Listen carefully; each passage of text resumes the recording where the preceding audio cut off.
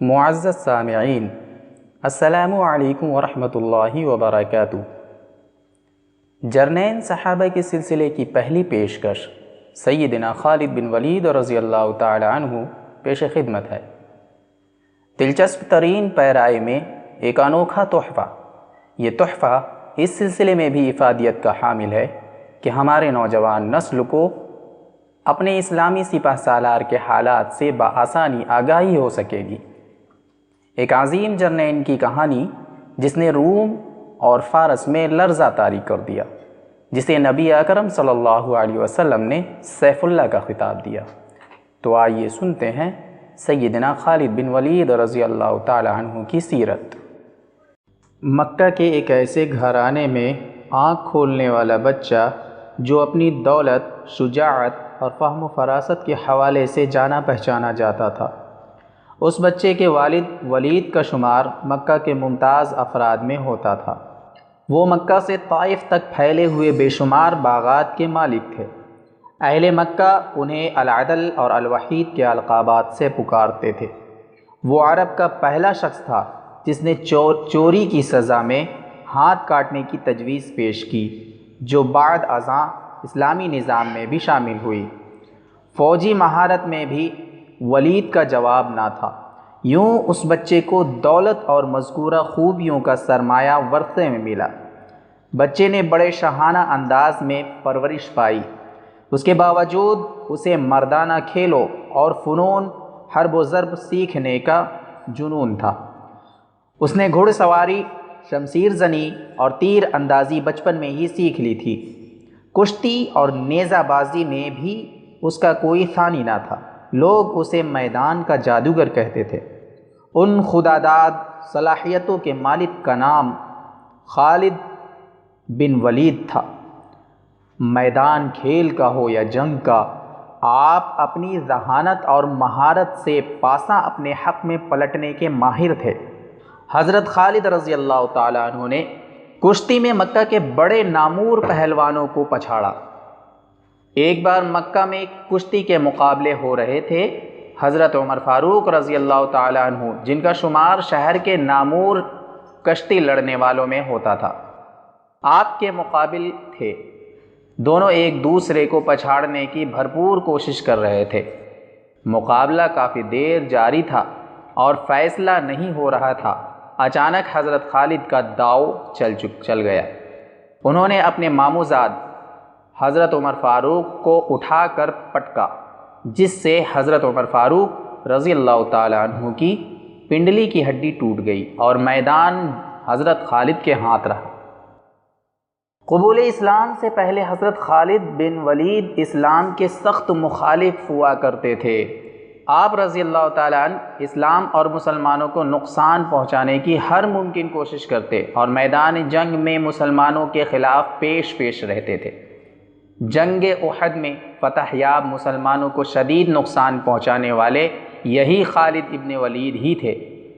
ذہانت، حاضر دماغی، حالات کا تجربہ کرنے اور جنگی حکمت عملی میں آپ کو کمال حاصل تھا۔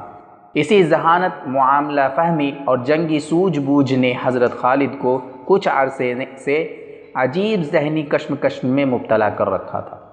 یہ معاملہ سن 628 عیسوی کا موسم بہار تھا۔ پودوں پر کلیاں پھول بن کر کھل رہی تھی، بازاروں میں رونق بڑھ رہی تھی۔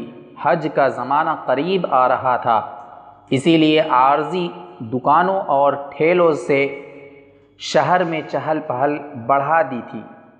لیکن عجیب بات تھی کہ اس بار بنی مخزوم کا شہزادہ خالد ابن ولید کچھ اداس اور کھویا تھا۔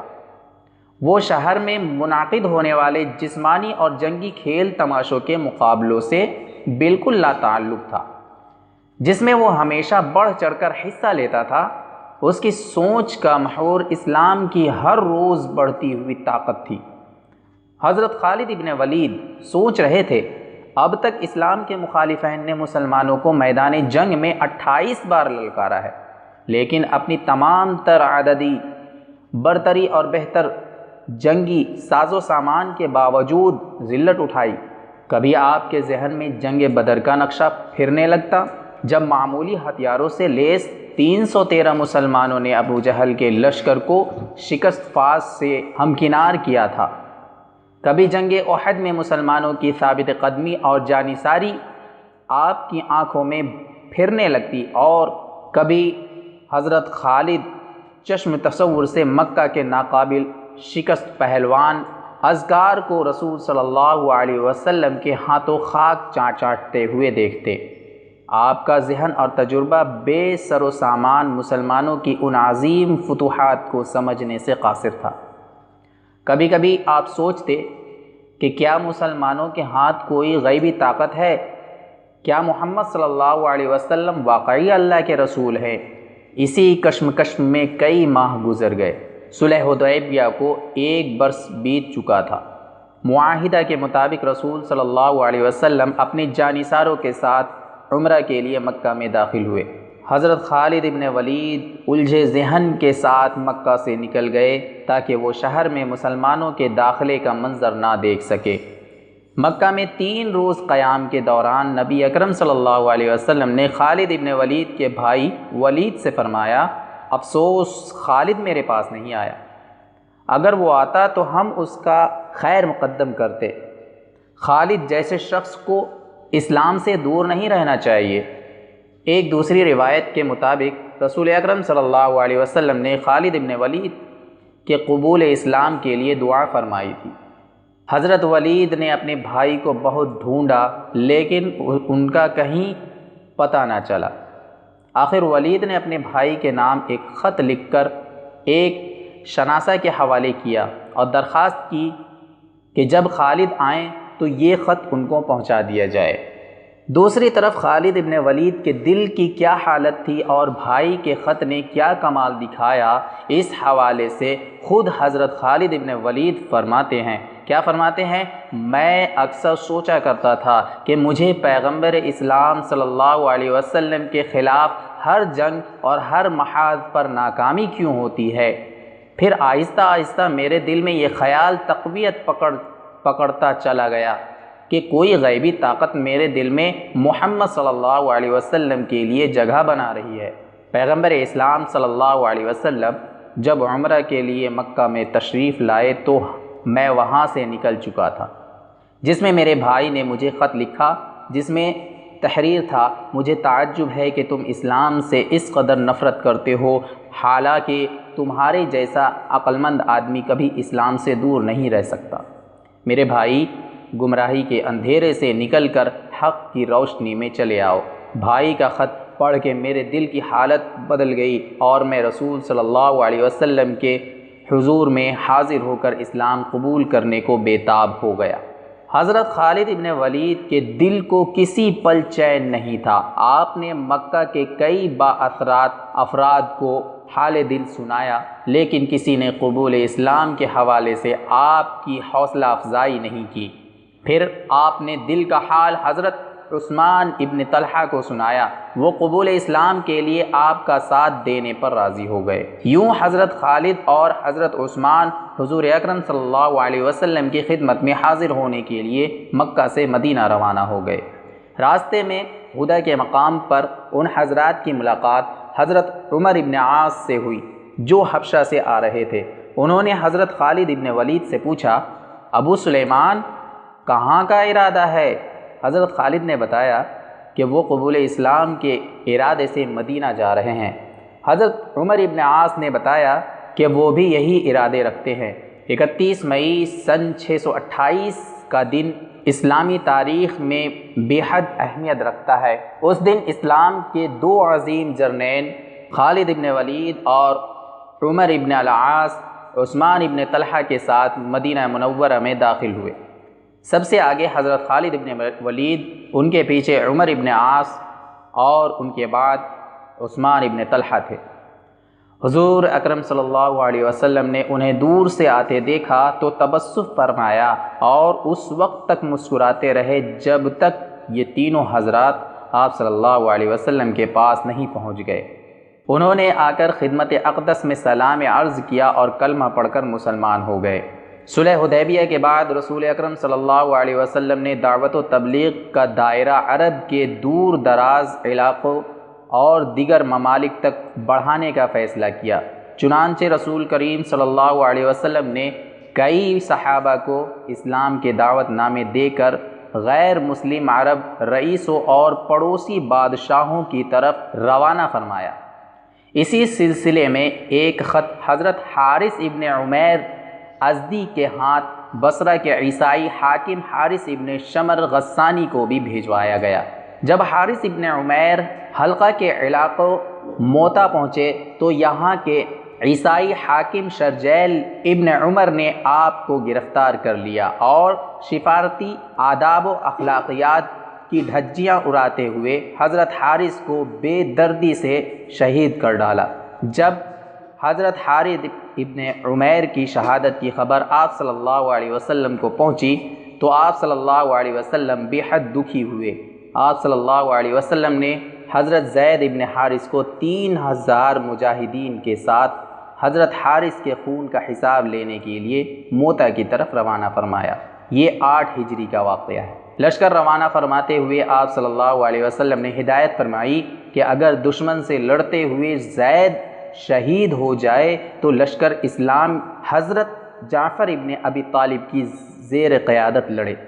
اگر حضرت جعفر بھی راہ اللہ میں جہاد کرتے ہوئے جام شہادت نوش کر لیں تو اسلامی فوج کی قیادت حضرت عبداللہ ابن رواحہ سنبھال لے۔ اگر وہ بھی خالق حقیقی سے جا ملے تو مسلمان جسے چاہیں سالار لشکر چن لیں۔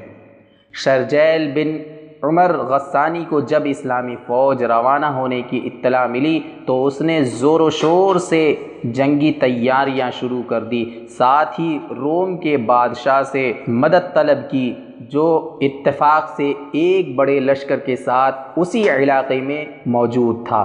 شہنشاہ روم نے 1,00,000 فوجی شرجیل کی مدد۔ اسلامی لشکر جب موتا کے قریب پہنچا تو اسے دشمن کی اتنی بڑی تعداد اور وسیع پیمانے پر جنگی تیاریوں کے پتہ چلا۔ صورتحال کی سنگینی کو دیکھتے ہوئے بعض اصحاب نے مشورہ دیا کہ نبی کریم صلی اللہ علیہ وسلم کو حالات سے آگاہ کر کے مدینہ امداد کی درخواست کی جائے۔ اس موقع پر حضرت عبداللہ ابن رواحہ نے مسلمانوں کو مخاطب کر کے کہا، اے لوگو، ہمیں دشمن کی تعداد کی کیا پرواہ، ہماری تو دلی خواہش ہے کہ اللہ کے دین کی خاطر اپنی جانیں قربان کر دیں اور شہادت کا درجہ پائیں۔ ہمارا بھروسہ تو صرف اللہ پر ہے، اٹھو، اللہ کا نام لو اور 2 کامیابیوں، فتح یا شہادت میں سے ایک حاصل کر لو۔ حضرت عبداللہ ابن رواحہ کی تقریر سن کر مجاہدین دشمن پر ٹوٹ پڑے۔ آسمان حیران تھا اور دنیا کی عسکری تاریخ پریشان تھی۔ ایک طرف 3000 مسلمان اور دوسری طرف بہترین جنگی ساز و سامان سے لیس 1,00,000 سے اوپر رومی اور عرب عیسائی فوجیوں کا جم غفیر تھا۔ مجاہدین کافروں کے لشکر پر اس شدت و بہادری سے جھپٹے کہ دشمن کی صفیں الٹ کر رکھ دی۔ سالار لشکر حضرت زید ابن حارث دشمنوں کو ختم کرتے ہوئے ان کی صفوں میں دور تک چلے گئے۔ آخر بے شمار کافر سپاہیوں نے انہیں گھیر لیا، لیکن اللہ کے اس سپاہی نے جام شہادت نوش کرنے سے پہلے دشمن کی لاشوں کے ڈھیر لگا دیے۔ اسلامی فوج کی قیادت حضرت جعفر ابن ابی طالب نے سنبھال لی۔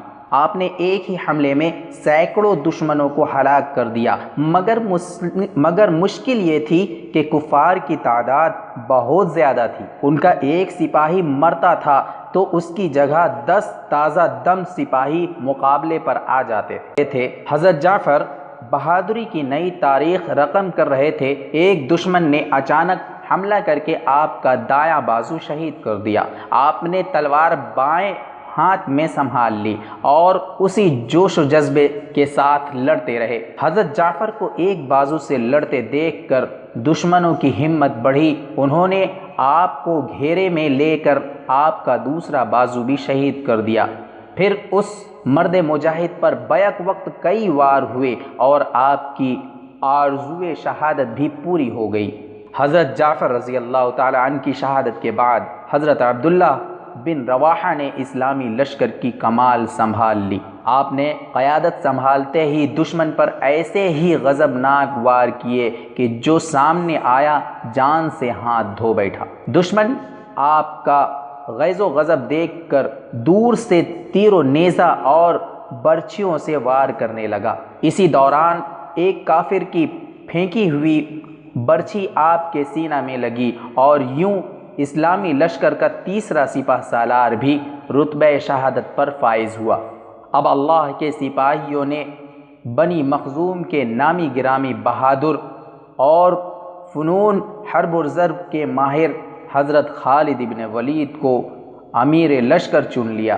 اپنی آنکھوں کے سامنے رسول صلی اللہ علیہ وسلم کے منتخب کردہ 3 سپہ سالاروں کی شہادت نے آپ کو اس قدر مشتغل کر دیا تھا کہ آپ دشمن کی تعداد کو خاطر میں نہ لاتے ہوئے ہر قسم کی احتیاط بالائے طاق رکھتے ہوئے دشمن پر ٹوٹ پڑے۔ دشمن جائے پناہ ڈھونڈنے لگا، جو سامنے آیا جان سے گیا۔ آپ کے غیظ و غضب، زور بازو اور حملے کی شدت کا اندازہ اس بات سے لگایا جا سکتا ہے کہ آپ نے اس روز لڑتے لڑتے دشمن پر 9 تلواریں توڑ دیے۔ 10ویں تلوار نے اس روز لڑائی کی اختتام تک آپ کا ساتھ نبھایا۔ اگلے روز حضرت خالد ابن ولید نے ایک حیرت انگیز جنگی چال چلی۔ ایک روز قبل جو مجاہدین اگلے صفوں میں لڑ رہے تھے انہیں پیچھے لے گئے، دونوں بازوؤں پر لڑنے والے سپاہیوں کو بھی باہم بدل دیا۔ اس سے ایک فائدہ تو یہ ہوا کہ سامنے کے تازہ دم مجاہدین نے دشمن پر بڑا ہی زور وار حملہ کیا۔ دوسرا، نئے چہرے اور ان کا جوش و ودودہ دیکھ کر دشمن سمجھا کہ مسلمانوں کو تازہ دم فوجی دستوں کی کمک پہنچ گئی ہے۔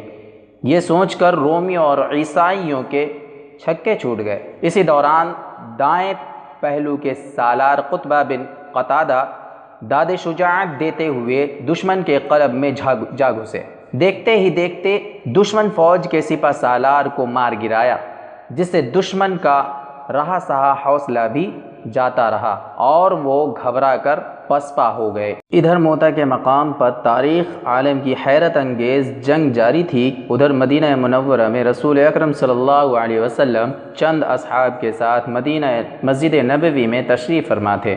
آپ نے میدان جنگ کا نقشہ آپ صلی اللہ علیہ وسلم کی آنکھوں کے سامنے کر دیا، جسے دیکھ کر آپ صلی اللہ علیہ وسلم کی آنکھوں سے آنسو روا تھے، اور آپ صلی اللہ علیہ وسلم میدان جنگ کا آنکھوں دیکھا حال بیان فرما رہے تھے۔ اب جھنڈا زید نے سنبھال لیا، وہ شہید ہوئے۔ اب جھنڈا جعفر نے اٹھایا، وہ بھی اللہ کو پیارے ہو گئے۔ اب جھنڈا عبداللہ ابن رواحہ نے تھاما اور انہوں نے بھی جان راہ اللہ میں قربان کر دی۔ آپ صلی اللہ علیہ وسلم ایک لمحہ کو رکے اور فرمایا، اب جھنڈا اٹھایا اللہ کی تلواروں میں سے ایک تلوار نے اور اس کو فتح حاصل ہوگی۔ اس کے بعد آپ صلی اللہ علیہ وسلم نے اپنے ہاتھ دعا کے لیے اٹھا دیے اور اللہ کے حضور یوں دعا گو ہوئے، اے اللہ، خالد تیری تلوار ہے، اسے ہمیشہ فاتح رکھنا۔ یہی وہ معرکہ حق و باطل تھا جس میں حضرت خالد نے اپنی بے مثال شجاعت، حیران کن جنگی حکمت عملی اور قیامت خیز تلوار بازی کے باعث رسول صلی اللہ علیہ وسلم سے سیف اللہ کا لقب پایا۔ مکہ کے گرد و نواح میں بہت سے بت کدے تھے، جن میں سب سے بڑا بت عزا کا تھا۔ عزا کو مشرکین طاقت اور خوشحالی کی دیوی جانتے تھے۔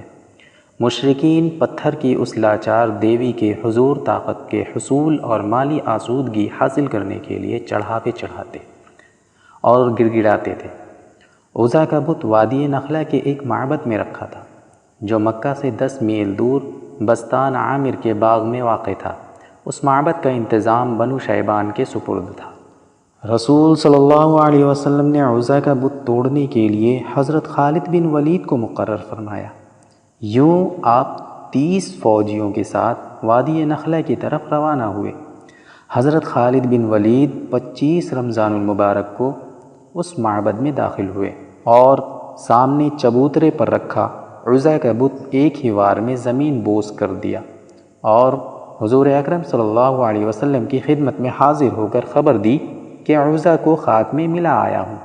رسول اکرم صلی اللہ علیہ وسلم نے فرمایا، نہیں خالد، تم نے عزا تک نہیں پہنچ سکے، واپس جاؤ اور اصلی بت کو توڑو۔ دراصل مشرکین نے طاقت کی دیوی کی حفاظت کے لیے 2 بت بنا رکھے تھے، ایک اصلی اور دوسرا نقلی۔ حضرت خالد رسول اکرم صلی اللہ علیہ وسلم کا حکم پا کر فوراً واپس پلٹ آئے۔ آپ کو واپس آتے دیکھ کر معبد کا پروہت داسیوں سمیت بھاگ گیا۔ جاتے جاتے وہ عزا کے گلے میں تلوار لٹکا گیا کہ طاقت کی دیوی خود ہی خالد بن ولید سے نمٹ لے گی۔ حضرت خالد رضی اللہ تعالیٰ عنہ عزا کے اصلی بت کو توڑنے کے لیے آگے بڑھے تو ایک لڑکی نے بازو پھیلا کر آپ کا راستہ روک لیا۔ آپ نے پہلے وار میں اس کے سر کو تن سے جدا کر دیا اور دوسرے وار سے خوشحالی اور طاقت کی دیوی پاش پاش کر دی۔ فتح مکہ سے 15 روز بعد حضور اکرم صلی اللہ علیہ وسلم کو خبر ملی کہ بنو ثقیم کا حکمران آس پاس کے ساتھیوں کے ساتھ مل کر مسلمانوں کے ساتھ فیصلہ کن جنگ کی تیاری میں مصروف ہے۔ آپ صلی اللہ علیہ وسلم 12,000 مجاہدین کے ساتھ اس خطرے سے نمٹنے کے لیے 27 رمضان المبارک سن 630 عیسوی کو مکہ سے روانہ ہوئے اور 31 جنوری کو حنین کے قریب ایک گہری وادی میں اتر گئے۔ مالک ابن عوف نے مسلمانوں کی آمد کی خبر پا کر انتہائی چالاکی سے کام لیتے ہوئے اپنی فوج کو وادی کے بیچ خم میں یوں چھپا دیا تھا کہ مسلمانوں کو اس کی کانوں کان خبر نہ ہوئی۔ 1 فروری سن 630 عیسوی کو اسلامی فوج کا ہر اول دستہ، جس کی قیادت حضرت خالد رضی اللہ تعالیٰ عنہ کر رہے تھے، گھات میں چھپے دشمن سے بے خبرداری حنین کے تنگ درے میں داخل ہوا تاکہ میں طاق میں بیٹھے دشمن نے اس پر تیروں کی بارش کر دی۔ مسلمانوں کے لیے یہ حملہ قطعی غیر متوقع تھا۔ دوسری طرف مجاہدین کا دستہ جس راستے میں داخل ہو چکا تھا وہ بے حد تنگ تھا۔ مجاہدین پر کئی اطراف سے بے تحاشا تیر برس رہے تھے، مسلمانوں کو سنبھلنے کا موقع ہی نہ مل سکا۔ نتیجتاً ہر اول دستے میں بھگدڑ مچ گئی، گھوڑے بے قابو ہو کر الٹ پڑے۔ حضرت خالد رضی اللہ تعالیٰ عنہ اپنے سپاہیوں کو پکار رہے تھے، لیکن ایسا شور اور افراتفری مچی تھی کہ کوئی آپ کی آواز نہیں سن رہا تھا۔ ساتھ ہی آپ چند ساتھیوں کی مدد سے حملہ آوروں کو روکنے کی کوشش میں لگے ہوئے تھے۔ آپ کی توجہ بٹی ہوئی تھی، دشمن نشانہ تاک کر آپ پر تیر برسا رہا تھا۔ کئی تیر آپ کے جسم میں اتر چکے تھے، لیکن آپ ڈٹے ہوئے تھے۔ آخر زیادہ خون بہہ جانے کے باعث آپ بے ہوش ہو کر گھوڑے سے گر گئے۔ اس دوران ہر اول دستے کے پیچھے آتا اسلامی لشکر بھی اس تنگ راستے میں داخل ہو کر گھات لگائے دشمن کے تیروں کی زد میں آ چکا تھا۔ اسلامی لشکر ابھی ناگہانی برستے تیروں سے نہ سنبھلا تھا کہ شکست کھا کر پسپا ہوتا ہر اول دستہ اس سے ٹکرایا۔ اسلامی لشکر میں شدید افراتفری پھیل گئی اور سپاہی ادھر ادھر بھاگنے لگے۔ اس وقت اگر کوئی میدان جنگ میں ثابت قدم تھا تو وہ رسول اکرم صلی اللہ علیہ وسلم اور ان کے چند جانثار اصحاب، جن میں حضرت ابوبکر صدیق رضی اللہ تعالیٰ عنہ، حضرت عمر فاروق رضی اللہ تعالیٰ عنہ، حضرت علی رضی اللہ تعالیٰ عنہ اور حضرت عباس رضی اللہ تعالیٰ عنہ شامل تھے۔ اس وقت چند مسلمان سپاہی بھاگ رہے تھے اور دشمن ان کا تعاقب کر رہا تھا۔ اس نازک موقع پر حضرت علی رضی اللہ تعالیٰ عنہ نے کمال جرات سے کام لیتے ہوئے حملہ آور دستے کے سالار کو مار گرایا۔ کئی دوسرے صحابہ بھی پلٹ کر اس دستے پر ٹوٹ پڑے۔ زبردست جھڑپ کے بعد بنو ثقف کا یہ دستہ بھاگ کھڑا ہوا۔ اب جنگ کا پانسا پلٹنے لگا تھا۔ اسی دوران رسول اکرم صلی اللہ علیہ وسلم کی نگاہ درے میں پڑے زخموں سے چور بے ہوش خالد بن ولید پر پڑی۔ آپ صلی اللہ علیہ وسلم ان کے پاس تشریف لے گئے اور ان کے جسم پر سر سے پاؤں تک پھونک ماری، جس پر حضرت خالد بن ولید رضی اللہ تعالیٰ عنہ نے آنکھیں کھول دی۔ آپ صلی اللہ علیہ وسلم نے حضرت خالد بن ولید کی آنکھوں میں آنکھیں ڈال کر فرمایا، خالد اٹھو، مسلمانوں کو تمہاری ضرورت ہے۔ خالد فوراً اٹھ کھڑے ہوئے۔ آپ صلی اللہ علیہ وسلم کے حکم پر خالد بن ولید کے جسم سے تیر نکال کر پٹی باندھ دی گئی۔ رسول اکرم صلی اللہ علیہ وسلم کے الفاظ نے حضرت خالد بن ولید کے جسم میں ایک نئی روح پھونک دی تھی۔ آپ اٹھ کھڑے ہوئے، تلوار سنبھالی اور گھوڑے پر سوار ہو کر دشمن پر ٹوٹ پڑے، جس پر بے شمار زخم تھے، لیکن اس مرد میدان کا جذبہ آسمان کو چھو رہا تھا اور ان کا گھوڑا سب سے آگے دشمن کی صفوں میں بجلی کی مانند دوڑ رہا تھا۔ دشمن خالد بن ولید کے وار سے بچنے کے لیے چھپتے پھرتے تھے، لیکن انہیں کہیں امان نہ ملتی تھی۔ آپ کا لباس خون سے سرخ ہو چکا تھا، لیکن آپ اس مہم میں دلیری اور جواں مردی کی تاریخ اپنی تلوار سے یوں تحریر کر رہے تھے کہ دشمن حواس کھو رہا تھا۔ حریف قبائل کے کئی نامور سردار حضرت خالد کے ہاتھوں مارے گئے۔ دشمن پر حضرت خالد کی اتنی دہشت بیٹھی کہ کچھ ہی دیر بعد دشمن آگے آگے بھاگ رہا تھا اور حضرت خالد کا دستہ ان کے تعاقب میں تھا۔ یہ سن 630 عیسوی کی بات ہے۔ 30,000 فوجیوں پر مشتمل اسلامی لشکر سرور دو عالم صلی اللہ علیہ وسلم کی قیادت میں مشہور شہنشاہ ہرقل کی سرگوبی کے لیے شام کے سرحدی مقام تبوک میں خیمہ زن تھا۔ رومی بادشاہ ہرقل جو 40,000 افواج کے ساتھ اسلامی سلطنت پر فیصلہ کن حملہ کے لیے سوچ رہا تھا، تبوک میں اسلامی لشکر کی خبر پا کر پریشان ہو گیا۔ جب اسے یہ اطلاع ملی کہ اسلامی لشکر کی قیادت خود رسول اکرم صلی اللہ علیہ وسلم فرما رہے ہیں، تو مارے خوف کے اس کے اعصاب جواب دے گئے۔ یوں رومی لشکر بغیر لڑے ہی اندرون ملک میں بکھر گیا۔